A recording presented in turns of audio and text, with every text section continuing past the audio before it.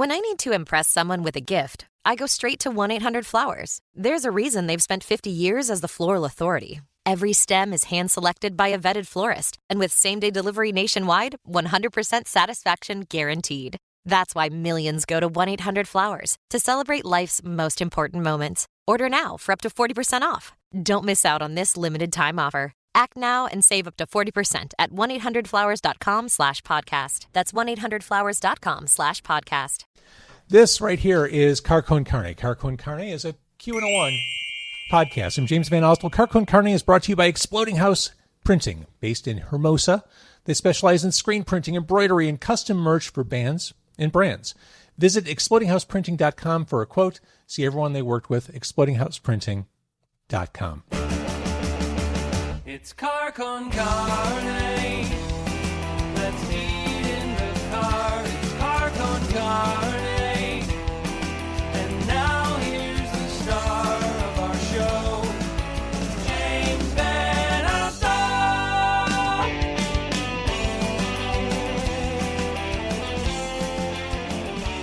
So followers and admirers of post-punk and industrial music are already well aware of my returning guest, Martin Atkins.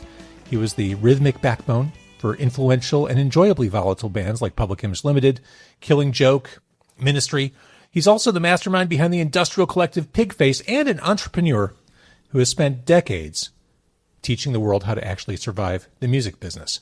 On Saturday, April 11th, Martin returns to Reggie's for a project that is the most ambitious thing since the last time he was at Reggie's. This time around, he's revisiting the stark, percussive, and at times difficult, that's fair to say, isn't it? Yeah. Third Public Image Ltd album, The Flowers of Romance. And to celebrate the 45th anniversary of that record, he's assembled a murderer's row of talent, joined by Chris Connelly, Robert Byrne, Leyla Royale, Orville Kline, Alicia Gaines, and Alan Lake, to bring those experimental sounds back to the stage.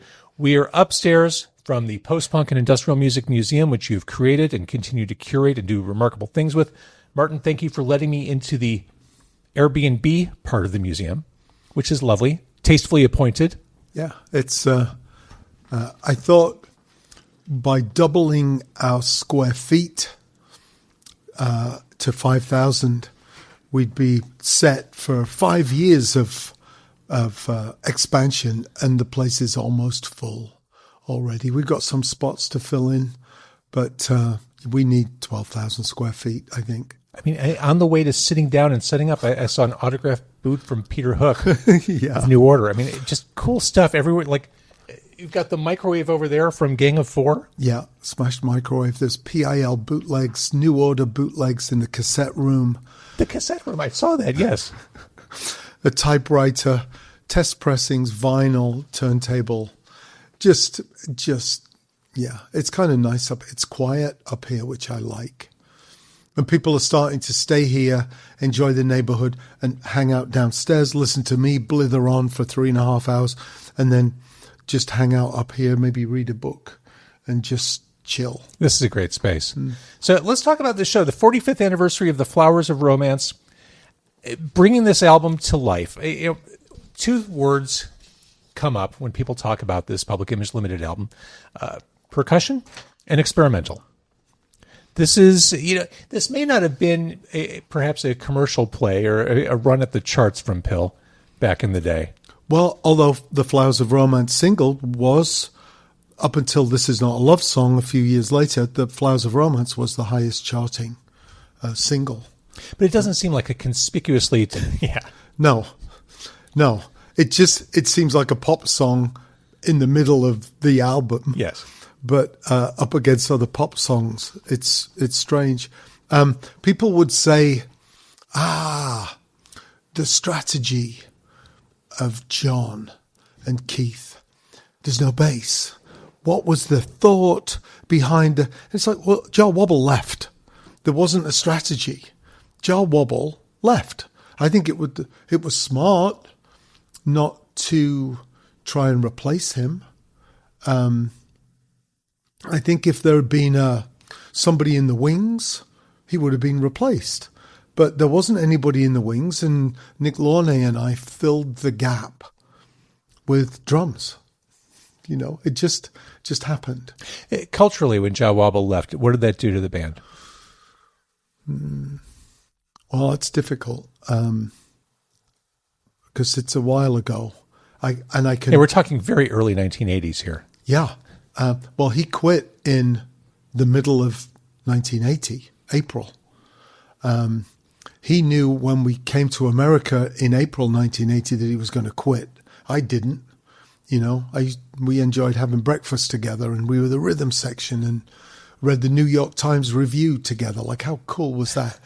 To sit in a park. It was like something out of a movie. Sure. We played the night before. It was somewhat of a disastrous show, although people loved it and romanticized it immediately. And so we're reading it's like a scene from The Producers where they go and get the New York Times to read the review of the play from the night before at 6 a.m. But so it was tough for me when Wobble quit. We were the rhythm section. It was fucking Wobble. I think John and Keith were very sensitive because it felt like a betrayal to John, and Wobble was a character, a player. He was a player in his own right. He had his own persona, and he named Sid. I think he gave Sid his name. Okay. And so that was a blow, and there were just drums, and Flowers of Romance happened. Lots of drums, really no guitar, or very, very conspicuously hidden guitar on that album. Well, and no Keith, really. Jaime's hymn is Keith. There's some guitar on. I get these names confused. All my notes are downstairs. Go Back.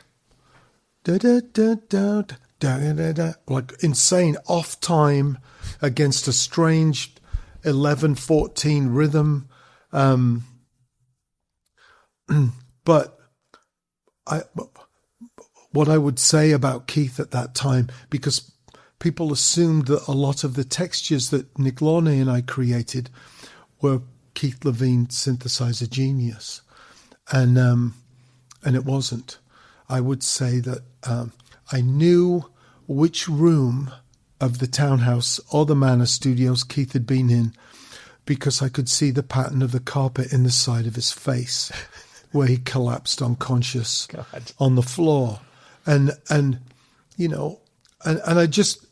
regurgitate that, not to be nasty, but to that's a snapshot of my impression of that time. Keith was infatuated with Space Invaders and not playing guitar. There is a lost track. Well, there's a few lost tracks called Vampire. And I can play it for you if you want downstairs. There's guitar on it. There's synth, bass, guitar, fully formed vocals, and drums and loops. And I don't know why it wasn't put on the album. Maybe Keith was in an anti-guitar phase, or maybe one more guitar track would draw attention to the lack of guitar. I don't know. And it was released on a best of box set. And I didn't listen to it for a few years. I listened to it. It's just my drums. Like, well, why didn't you call me? I've got the fully finished song. There's also a song from This Is What You Want, This Is What You Get called 1981, which was written in 1981 for the Flowers sessions, which has guitar, and it just wasn't included either. So when you recreate this album at Reggie's, you've got Robert Byrne on stage, brilliant guitarist. Mm-hmm. Will he have anything to do?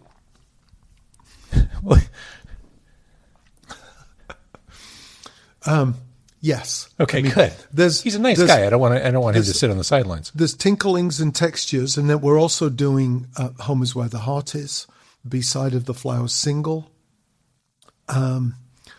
Vampire, and we might throw in a couple of other PiL songs at the end, as we did with the Killing Joke thing. We did 3 or 4 songs at the end as kind of a celebration, like a cover band Yeah. celebration, Well, if you're going to do a credible recreation of a band's work, really no better guy to recruit than Chris Connelly.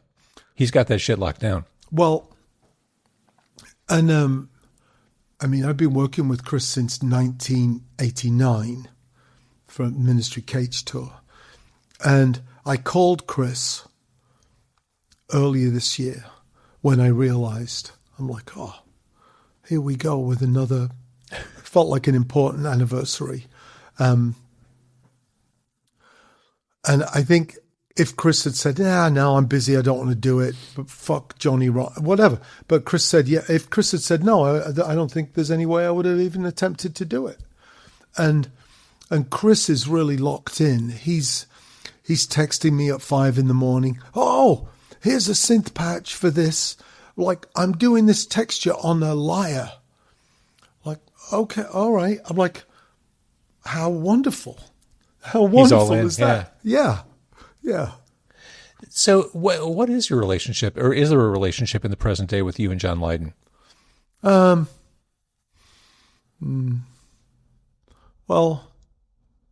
no, it's not good. It was okay after I quit, but as I've said, drummers don't quit singers' bands. If you do, it's a betrayal. Yes, you become persona non grata. Yeah, but we were fine for a few years after I quit. I go and see the band. John will put me on the list. I go backstage and say hi. Had some conversations with John through his 60th birthday. I think his manager at the time, Rambo, was very protective. I think mistakenly of John. I think John needs more people in his life saying, what the fuck, dude? The fuck? And it's sad to me that I don't think he has that. So I know the PiL are touring later this year. Leslie Rankine's brother plays bass in PiL, which I think is hilarious. And we're old. I'm 67 in August. So in the same way that I reached out to Jazz for the Extremities. Jazz from Killing Joke. Yeah. Not to ask for permission to do it, because I didn't need that, but to be respectful and give him an opportunity if he wished to come over and sing on one song, read a statement that says, Martin Atkins is a wanker, whatever you want to do, I wanted to offer that opportunity. I'm sure, I was thinking today about reaching out to John and go, hey, like maybe we could open for one of the PiL shows. I didn't see the Chicago date. I'm suspecting We're expecting Riot Fest. Yeah, which is weird because the Pistols are very weird. Yeah, but they could be on separate days. They may never cross paths. Yeah. Glenn and Paul have and Steve have always been very nice to me. So yes, interesting. Yeah, but God forbid Riot Fest would reach out to Martin Atkins, Pigface, Extremities Project, PiL Project, any fucking project I've ever been involved with, and ask us to fucking play because it's just 3 miles away. But anyway. I get it. Yeah, I thought it was fair to ask about Lydon because, yeah, he is taking PiL on the road and the timing is just kind of crazy. Well, and it's also, but I've had one of the things,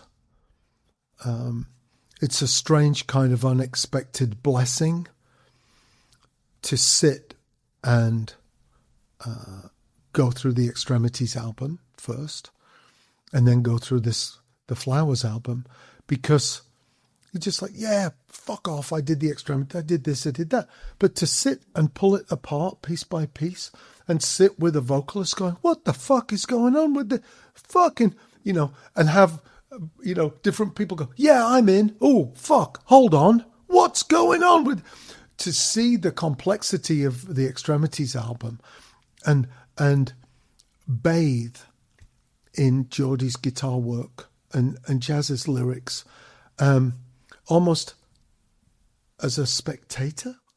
Like it's something I would suggest for anybody to do, to revisit an album from 30, 40 years ago and sift through it and learn from it. That's how we learn, right? We reflect. And I found it really special, fueling, calming, to go and set a cash register on fire underneath the L tracks behind Reggie's, where we set. I think everyone should do that. Oh, well, but at the same time, I'm thinking, why don't you fucking grow up? You're 66 years old, and what are you going to do now, Martin? You've got 4 kids and a museum. You're going to wheel a cash register out into the street, set it on fire. You fucking idiot. I mean, that's perfectly rational, right?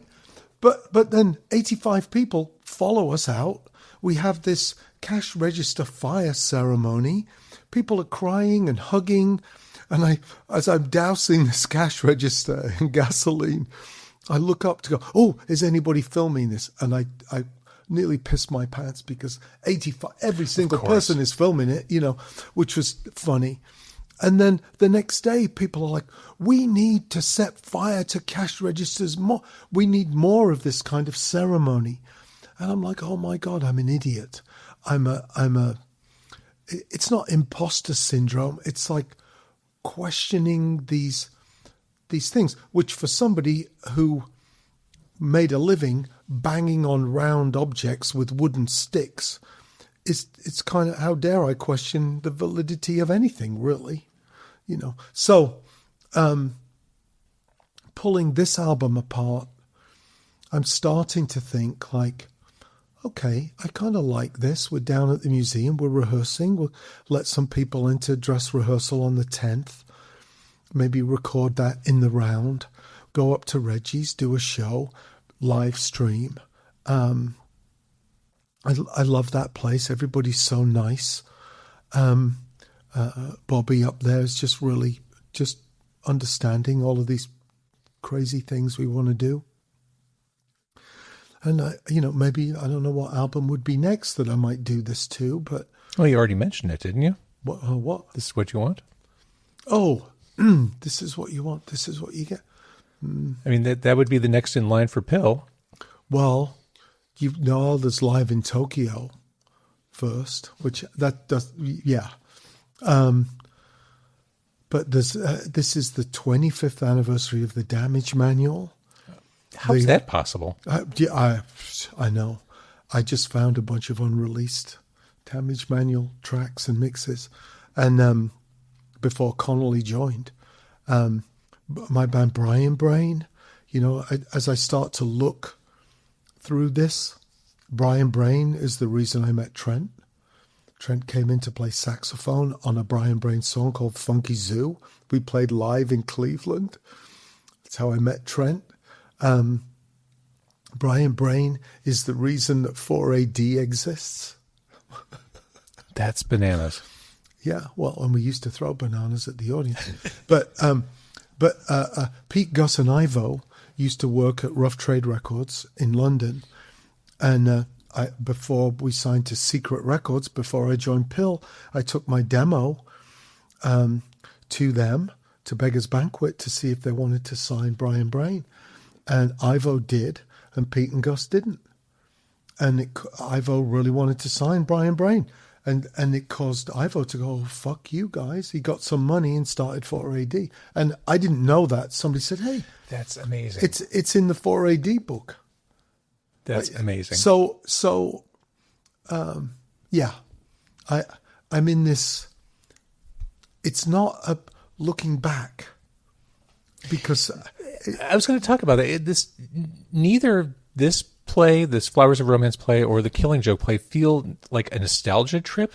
I don't know that people are nostalgic for these albums. It's almost like thanks. But I mean that in the sense that this is a way to kind of reintroduce these albums to people who may not have been locked into them the first time around. Well, this has been happening for 2 years. I'm sure I mentioned this to you before. Like 2 years ago, and you would think rationally, the museum would appeal to a smaller and smaller group of older and older people. And that's not the case at all. And it's been very surprising. 2 years ago, this guy came in, my age, with 2 kids. I thought, oh, fuck. These kids are going to hate this. I can make them some hot chocolate. They can sit. Hopefully they've got devices. They can sit down, shut up, because he's going to fucking love this. And is my swearing okay, by the way? It always is. Okay. That's why I come here. And it turned out that they dragged him. The kids had dragged him. That's great. And that was like, I'm like, oh, that's a weird anomaly. But now it's more the norm. I was up at FedEx yesterday getting some transparencies. And I recognized this kid behind the counter. We talked before. I want to say 22-year-old kid. And I'm like, I didn't know if he'd been to the museum or not. I'm like, oh, I thought, well, why don't I run in? I'll drop off I've got a Flowers of Romance flyer in the car. He's not going to know. Like, who am I? Like, here's this album from 45 years ago. Like, of course you're not interested. I'm just being polite. Here's a flyer, just to overcome my shyness and have a connection. And this kid's like, oh, banging the door, one of my favorites. I'm like, what? You know? Yeah, I wouldn't have expected that either. Yeah. So and of course that put a swagger. You're back, Martin. Boom, boom, boom, boom, boom, boom. You're back. Here we go. But now, never mind Flowers of Romance. People come here who are like, yeah, well, I love this museum because I wasn't born. Yeah. And I'm waiting for them to... When Pretty Hate Machine came out, I'm like, oh, fucking hell. Yeah. That's generations beyond this stuff, you know? So... But that is a gateway drug for a lot of people. Yeah. It's been really interesting. So I don't know what the state is, reverie. I just feel remarkably blessed to be in this position. And not for nothing, we're rehearsing downstairs, which transforms the museum to a place where somebody's playing through Paul Raven, Charles Levi, the bass rig from Killing Joke and Pigface. You know, we're rattling the walls. I'm using my Killing Joke 9 Inch Nails Ministry Pigface drum kit downstairs, you know. And yeah, it's been really interesting. You mentioned banging the door. That song, to me, it's still, you know, listening to Flowers of Romance with fresh ears, it really does sound like it was way ahead of its time sonically. I think more so than most of the songs on the album. That feels like it was beamed in from like 15 years in the future. Wow. Thank you. I feel Stigmata Ministry vibes. I think that song might have fed into that a bit. Yeah. But also in a very casual way, in a casual, accidental way, by means of illustrating a mindset. I'm playing to the ticking of my Mickey Mouse watch from Disneyland and looping a backwards plastic trumpet that plays discs of someone playing trumpet. These are downstairs, by the way. And instead of a hi-hat, I'm using a can of WD-40. So John sees that, and then John comes in with a CO2 fire extinguisher, the beginning of Under the House. A diddly, diddly, diddly, diddly. So this is post-punk. We're experimenting. You know, the Exploited Punk's Not Dead album hasn't come out yet, but it clearly is. And as much as I love Watty. And we're experimenting. And isn't that also kind of the textbook definition of industrial? Like taking those sounds from the environment and turning them into music? I guess, yeah. So it's just interesting. It's just really interesting. And the other thing that the museum has caused me to do is to take people downstairs to the studio. We've upgraded the speakers twice. And then like, oh, fuck, what are we going to play people? So I find all my unreleased PiL, my unreleased Killing Joke. Tom, my engineer, found all my unreleased Skinny Puppy mixes. Then I find my spreadsheets and my notes from the process. So I'm going back to this previous life I had where all I did was sit in the studio and produce and arrange and look and learn and reflect on all of that. Yeah. It's what not intended, but what a luxurious phase of my life to be in. I love that. And thinking about some of the noises on The Flowers of Romance, Four Enclosed Walls, Yeah. which I think has aged wonderfully well as an album opener, has that ticking sound, that kind of claustrophobic, intense. How that wasn't your Mickey Mouse watch? That's my Mickey Mouse. Oh, that was it. Okay, that's it. I used to travel with bags of speed, and we were all out of our minds all the time. And I just used to listen to this watch, like, and you got to remember, we were Public Image Ltd on American Bandstand. We were also children. I was 20 in America for the first time. So this is PiL's third album, and you were 20 years old. Yeah, well, I played on Metal Box in '79. Wow. And I was 20 when I bought my Mickey Mouse watch, and Flowers came out in '81. So, like to be 20 in America, full stop. Telly Savalas, Kojak, Hill Street Blues, well, all these TV shows, Taxi. Like, oh my God, I'm in America. Then to go to Disneyland, hey, you fuck! I go to a baseball game. I used to listen to baseball on my World Service radio and hear these American voices. To be at a baseball game, so we were just children experiencing that, and then to take that and put it into the album, Mm-hmm. Yeah, that's amazing. Staying on the Leyden tip just for a couple more minutes. Yeah. Commercial aspirations seem to change after this album. I mean, by the end of the 80s, we had Seattle, disappointed after that. Do you think that was a Leyden move to head towards more pop smart songs, or do you think he was guided in that direction? So the last album we did Live in Tokyo, and then This Is What You Want, This Is What You Get. And we were about to be dropped by Virgin.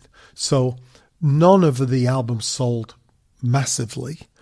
Metal Box, first edition, Metal Box, second edition, the gatefold version of Metal Box, Paris au Printemps, Flowers of Romance, Live in Tokyo, This Is What You Want. But they were very cheap to make and came out pretty quickly after each other, sometimes 2 in a year. So there was activity and cash flow. We're in New York for 2 years. Nothing's happening except we're spending money. Richard Branson flew to New York to drop us, to fire us. And Bob Miller, our engineer at the time, almost the producer at times, said, well, you could do a love song. And so John did be like, well, this is not a love song. So maybe the success of that, having 300 Japanese children singing that song underneath our hotel balconies, 10 sold-out shows in Tokyo, Australia. I mean, that kind of success helps.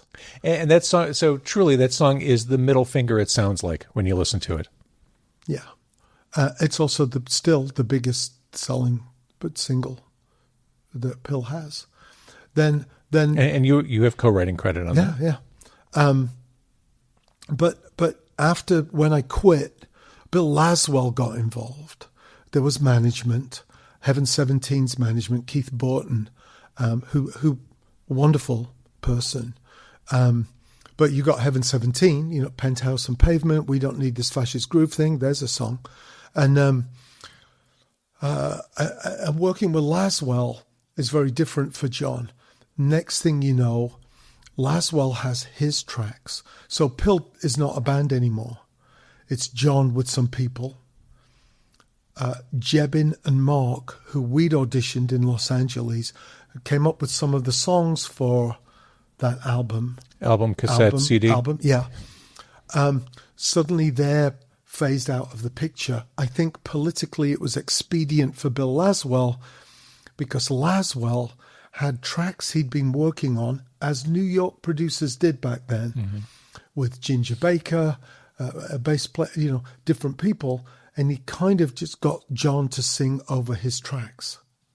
Interesting. John presents it as, oh my God, Ginger Baker wants to work with me. And like they're in the studio together. I heard an interview with Ginger Baker where someone's like, so you're working with Johnny Rotten? And Ginger Baker's like, you what? What's happening? And Ginger didn't know.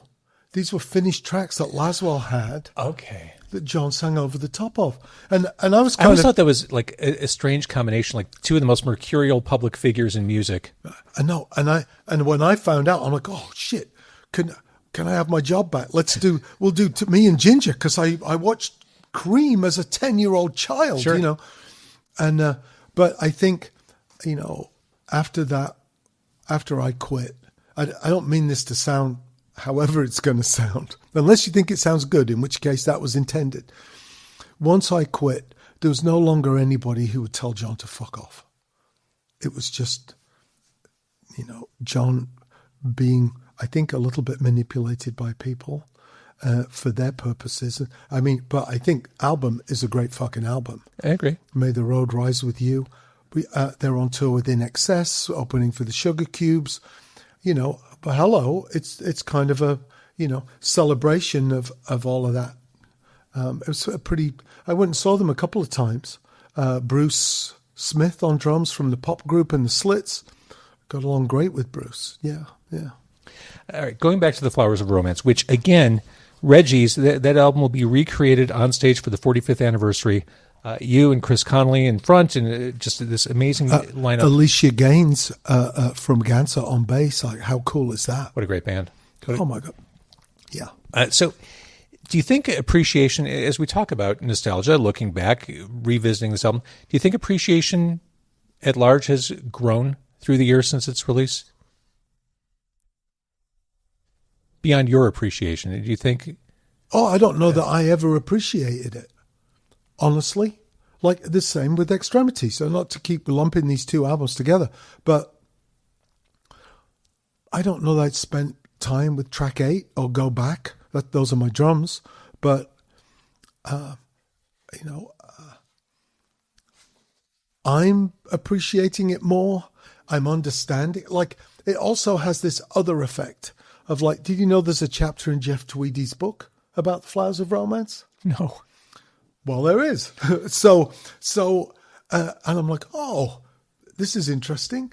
And he persuaded his parents to buy him the album for Christmas, and it was wrapped and under the tree.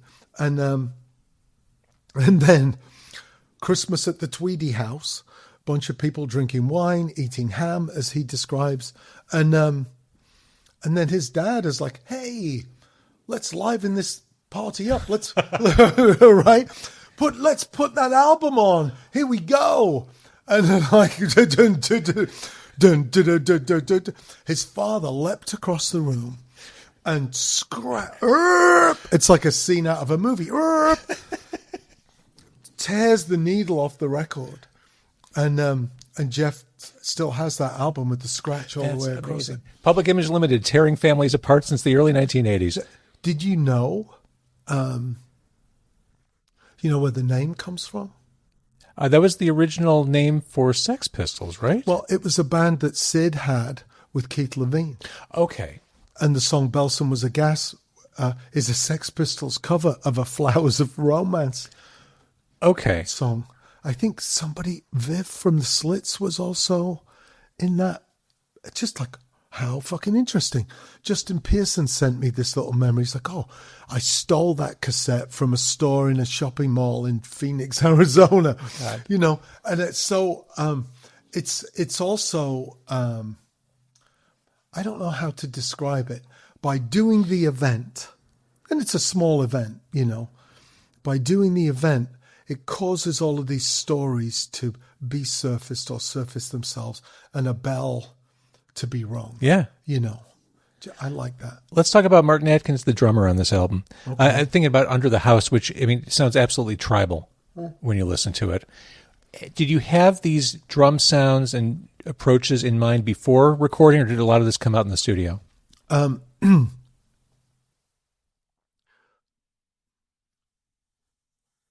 I had nothing in my head when I walked into the studio, and I took a minute just to, because here I go again with Killing Joke and Extremities. We rehearsed for 6 months, and I did my drums for that album in 11 hours, because it was just, this is what we're doing, this is the song arrangement, bang, bang, bang. With PiL, the luxury of PiL that John created, which he doesn't get credit for, because he's too busy taking credit for stuff he had nothing to do with. What he was a massive part of was using his fame and his leverage to keep at bay the forces of the music business from clouding PiL's improvisational process. And that's true of Metal Box, First Edition, Flowers, everything. So, Four Enclosed Walls. That's how I'd knock on the door. Is Tony there? Can Tony come out and play? Hello, Mrs. Smith. Can Tony come out to play? That was the knock. Boom, boom, boom. And it just came out through my foot. Like, okay. And then as I'm playing it, the gaps. And none of this is, as you would imagine, like play the bit. Oh, that's interesting. What if we drop down, come back? These are all first takes. This stuff is all first takes. So Under the House, I was just like, it's a triplet rhythm between the bass drum and the floor tom. And I was fascinated with the chieftains. But one of the first things I did with PiL, we played on the Old Grey Whistle Test, a live TV show, which I watched as a child. And I saw Cream and Ginger Baker and the chieftains. And I'm fascinated by the Byrne. And I just puked that rhythm through the drum kit. And these are all, I think there's an overdub at the end to double up the drums, but it's one take. Either myself or Nick Launay had been to Spain on holiday, so there's some flamenco hand claps in there. There's a television on in the studio, so we just put a microphone next to the speaker and from a religious program. And it's just music concrete, as they would say, And this approach sounds like jazz to me. Yeah. And whenever you hear John say, stop, start again, like, oh yeah, stop, start again. And you start singing along. Those aren't lyrics. He's telling the engineer in the studio, stop, start again. And when at the beginning of Public Image, where he said, hello, that's what he did. That's his mic check. Hello. I say carrot, fish, banana, which wouldn't work on a PiL track. John just says, hello, to make sure the mics work. And all of that stuff is just left on the takes. I will always think of that whenever I hear the song Public Image from this point forward. Yeah. That's incredible. Okay, so again, Reggie's on a Saturday night. It is April 11th. Can you talk about the Ritz Riot show? Yes, I can. I think, in retrospect, I think this is a reason that I'm so careful with people. Like with Pigface, I didn't get along with Meg Lee Chin for a decade. And as we started to do more Pigface, I've reached out to Meg on set. Anytime we do anything now, I'll reach out to Meg in London to see if she wants to do something, which sometimes she does, sometimes she doesn't. And that's not for my benefit. That's well, maybe it is for my benefit. But, and me reaching out to Jazz, and I'm about to reach out to John, has to do with that Ritz show. I didn't do the Ritz show. It's the only show I didn't do from 1979 to 1985. I was sitting in my apartment in Willesden Green, London, across from Stiff Little Fingers' apartment, and my phone starts ringing off the fucking, well, not my phone, the pay phone at the bottom of the stairs. I'm like, what's going on? Hey, see you in a couple of days. I'm like, yeah, huh? What? PiL at the... I'm like, oh, I guess they've moved on and found another drummer. I was fired anyway, but, you know, I thought I would get the call to do that. And I've seen the video footage. There's film footage. So for context, the band played behind a curtain? The video screen. Okay. So I moved to New York and they came to the Mud Club and asked me to rejoin a Brian Brain show at the Mud Club in New York. We're doing a cover of Careering. I turn around singing Careering. John's in the front row, you know. And so I end up, we're over at the Loft on 19th Street in New York. The phone's ringing off the hook. It's Michael Alago calling from the Ritz. You motherfuckers, that screen is $23,000. Because the screen was destroyed. Yeah. It was like, video was a big thing back then. So, and Don Letts was around. Now, Don was used to hang out with us back then. Went on to do Big Audio Dynamite, filmed The Clash. He's an artist and an author in his own right now. But so Don's around. He was filming on stage during the Ritz. And I've seen this footage just once. Jeanette's on stage, Keith's on stage. It was a accidental show. Bow Wow Wow cancelled a 2-night run. I think Michael Alago, who signed Metallica when he was 23, is walking down the street. He used to book the Ritz. Sees Keith, want to do... Yeah. And you would hope, I would have hoped at that point, Keith's like, oh, fuck, better call Martin. And he didn't. It gives you an idea of Keith and my relationship. And also you were kids. I mean, the context of this was... Yeah, we were 21, maybe, yeah. So Keith goes into Manny's Music on 52nd Street. Behind the counter... on a practice pad is Sam Ulano, who's no longer with us. And it's like, hey, you're a drummer. Come and do this thing. Because, like, there you go, Keith. All drummers are not the fucking same, mate. Anyway. It's like the Brady Bunch. You fit the suit. Yeah. So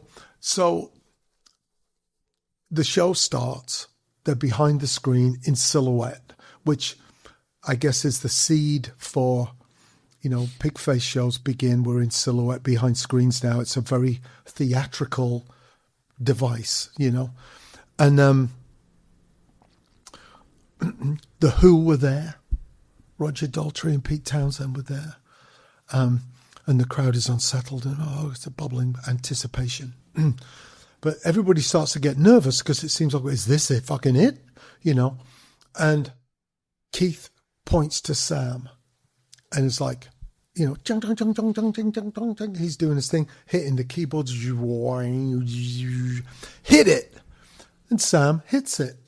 He's a jazz drummer for a 52nd Street music store. A skin down diddly bit bit down boo. A scabba dip bit bamboo. Skiddly bing bong by did da patow. And my recollection is that I see a look across Keith's face, which I think is horror, but I also take it to be like, wah, wah, should have called Martin, you know, and it's like clearly that's not going to work, and that dissolves after a couple of minutes. The crowd get really upset. Keith puts on Flowers of Romance on the turntable, and everybody quiets down. You know, I don't think anybody realizes it's a record. Oh my God. Until it skips. Oh my God. And people lost their shit. Chairs, they've had enough. And there's a recording. I've got the 7-inch single downstairs. I've got a bootleg tape from the board. And they really do. John and Keith are experts at crowd control when there isn't any. Mm-hmm. Destroy the screen and you destroy yourselves. Oh, what a good one. That's great. Which is so much better than saying, no, this is worth $20,000. Please don't. Because then people would. Right. And destroy the screens and you destroy yourselves. I'm like, oh, that's brilliant. But then the screen is destroyed. The whole thing is just chaos. And this coming from the guy who famously said, you ever get the feeling you've been had? Right. And this one of my favorite photographs ever is John, Keith, and Jeanette in the limo after this goes down. They kind of escape. Mm-hmm. And it's something I miss about being in bands with people. They are laughing their fucking heads off, mouths open, gasping for air, just uncontrollably laughing at this thing that this spectacle that they created. This fuse they lit. Yeah. But wild. I mean, I think it hurt when I was home knowing, they've moved on, that hurt. But it was kind of sweet when it was like, oh, there you go, a fucking riot, And I mean, playing drums with those guys was not nothing. I mean, it wasn't playing drums. We were jamming. We didn't rehearse. We didn't rehearse before Paris. We didn't rehearse before the American tour. Sometimes a song would be 5 minutes. Sometimes it would be 11 minutes. We were jamming, not just with each other, but because of the volatile situation on stage. Atlanta, here's 50 cops coming into the room. Los Angeles, riot police outside on horseback, on stage, German shepherds on stage in Japan. Just based on reputation? Yeah, well, and the state of punk in LA in 1980.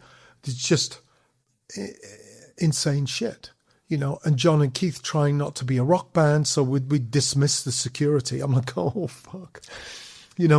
Just always constantly trying to be different at the cost of anything sometimes. So we're on stage jamming through the turning on of the fire hoses, invasion of the stage, people stealing the monitors, whatever's going on, trying to save people from being beaten up by the security that did stay. They start freaking out. You see like 14-year-old kids disappearing under the stage and then being like pushed out the side entrance, slightly unconscious, So you got to put a stop to that stuff. So all the time, you're reacting to each other musically, but also to the events around you. Wow. All right. So Public Image Ltd, The Flowers of Romance, the album recreated, reimagined, being rebuilt on stage at Reggie's on a Saturday night. Chris Connelly taking on I think one of the hardest jobs of the night, taking on vocals for this. I'm going to disagree. And I think it's inside of him. He bought Flowers when it came out from John Menzies in Edinburgh. And I hear John in Chris. So I see it differently. I think he's one of the only people I would ask to do it. And I think I don't want to say it comes easy to him, but maybe it does because it's inside of him. Yeah, so, I agree. I mean, who else to ask than one of the most versatile players? Right. Period. All right, Martin, I thank you for letting me into your Airbnb home above the museum. I love what you're doing. And earlier in the conversation, you talked about, what the fuck am I doing? I'm in my mid-60s. I think you're doing all the right stuff. Like, you're bringing music forward, and you're also you're catching people up on where it's come from. Yeah, it has been massively unexpected. Like everything has been unexpected for the last 5 years. Kind of loving it. And I think maybe this is accurate, maybe it's not. I think that your experience as an instructor has helped you with the museum, like wanting to tell stories and bring people along to where you're at. And yeah, and all these little pieces, like you assume a fan knows this and that. How did Nine Inch Nails get their name? Blah, blah, blah, blah, blah. What about this? What about that?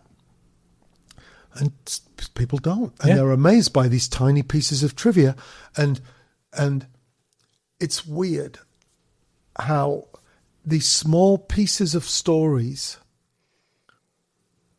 are the essence of these really big things that you think people around the world know this or that.